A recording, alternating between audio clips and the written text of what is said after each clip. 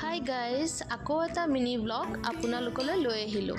ৰাতিপুৱাৰ আৰম্ভণি কৰিলোঁ আমাৰ চৰাইকেইটাৰ লগতে। ৰাতিপুৱা উঠিয়ে ফ্ৰেছ হৈ মুখখন অলপ চাফা কৰি ল'লোঁ। তাৰপিছত আকৌ কামত লাগিলোঁ। সকলো মাইকী মানুহৰে কাম থাকে এনেদৰেই। আমাৰ আৰম্ভণি এনেদৰেই হয় ৰাইজ।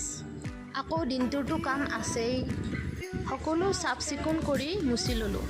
তাৰপিছত ভগৱানৰ নাম লৈ দিনটো ভালে কুশলে যাওক বুলি ভগৱানৰ ওচৰত প্ৰাৰ্থনা কৰিলোঁ। কাপোৰ অলপ ধুই উঠি লাঞ্চৰ বাবে ৰেডি কৰিলোঁ লাওৰাক খাৰ দিম বুলি। সকলো যোগাৰ কৰি লৈ লাওৰাকখিনি বহাই দিলোঁ। এইফালে মেগীও বহালোঁ।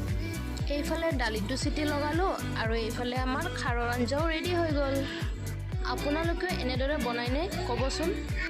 ফল খোৱা হেনো স্বাস্থ্যৰ পক্ষে ভাল, সেইবাবে অলপ আম কাটি ল'লোঁ। মেগীখিনিও সোনকালে খাই আমাৰ তৃষাক টোপনিৰ পৰা উঠাই দিলোঁ। তাইক ফ্ৰেছ কৰাই লৈ অলপ জনচন বেবী ক্ৰীম লগাই দিলোঁ। তাইক ব্ৰেকফাষ্ট কৰাই এতিয়া খেলিবলৈ ল'লোঁ তাইৰ লগত। এতিয়ালৈ বাই।